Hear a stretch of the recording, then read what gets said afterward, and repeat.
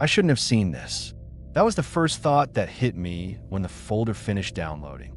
No logo, no warning banner, no dramatic title.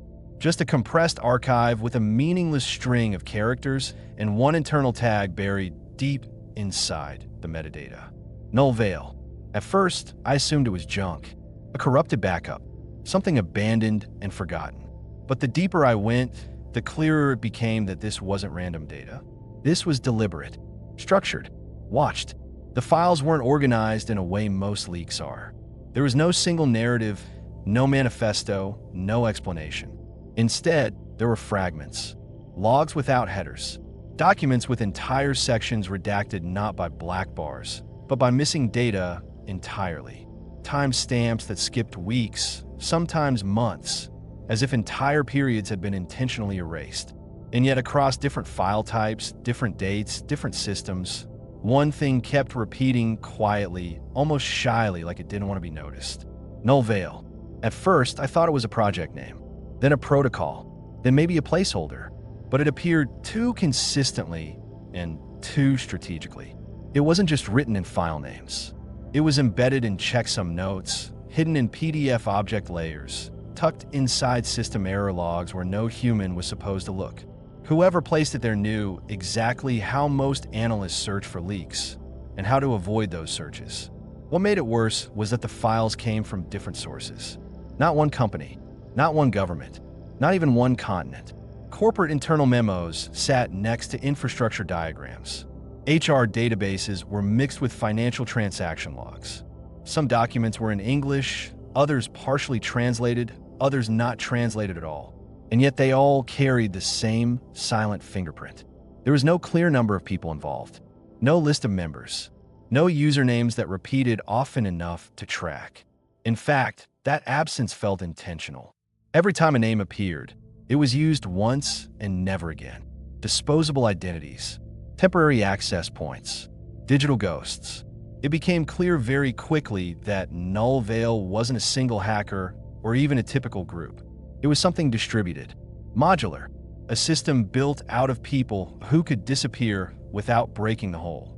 Some of the logs suggested coordination on a level that shouldn't have been possible without long-term planning. References to phases appeared frequently, but never fully explained.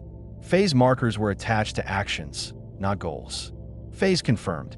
Phase delay accepted. Phase completed without exposure. Exposure to what was never stated. It didn't feel like criminal panic. It felt like calm process control. The leaks themselves weren't loud. They didn't crash markets overnight. They didn't trend on social media. In fact, many of them were barely noticed at all. A document would surface briefly, get archived, discussed quietly in private forums, then vanish. But weeks later, companies affected by those leaks would quietly change policies, restructure teams, abandon projects, or suddenly reallocate millions in budget. The cause was never publicly acknowledged. The effect always followed. One file stood out more than the others. It wasn't sensitive on its own, just a spreadsheet listing internal email domains and employee access tiers. But attached to it was a commentary log, encrypted but partially readable.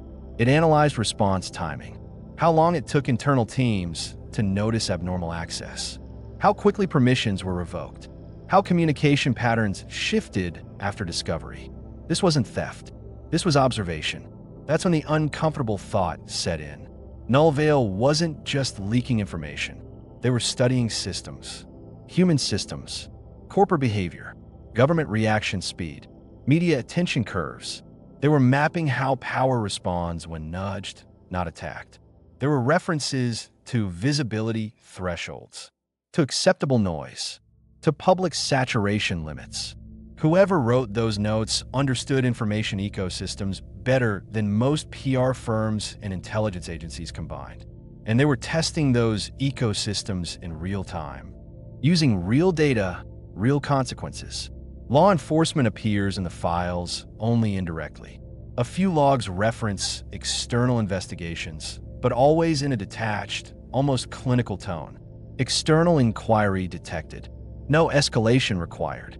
Surface actors misaligned. It reads less like fear and more like a weather report.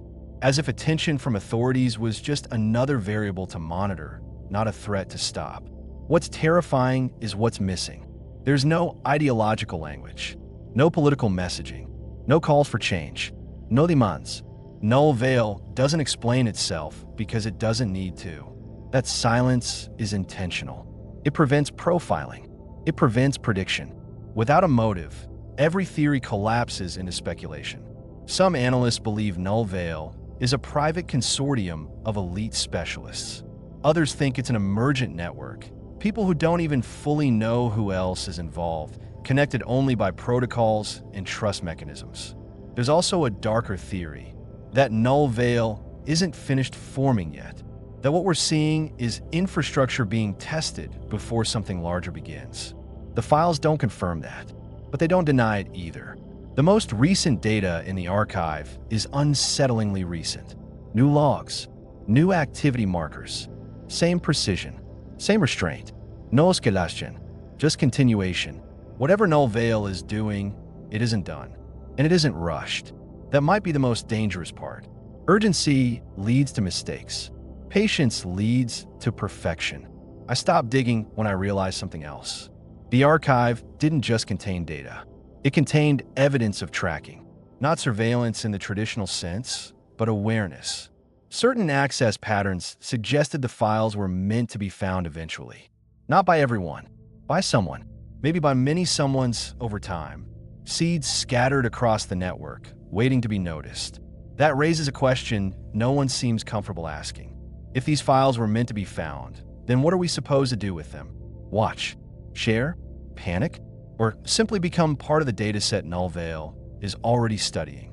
There are no arrests tied to this, no confirmed suspects, no official acknowledgement, just quiet changes, unexplained shifts, and a growing sense among cybersecurity professionals that something is moving underneath the visible internet. Something coordinated, something patient. Null Veil doesn't need to announce itself. It already knows who's paying attention and who isn't. If you're listening to this, understand one thing. This story doesn't end here. It doesn't end with a reveal or a dramatic conclusion. That's not how Null Veil operates. The work is unfinished. The veil is still in place. And whatever sits behind it is watching how the world reacts to the smallest disturbances. The investigation isn't closed. It's barely started.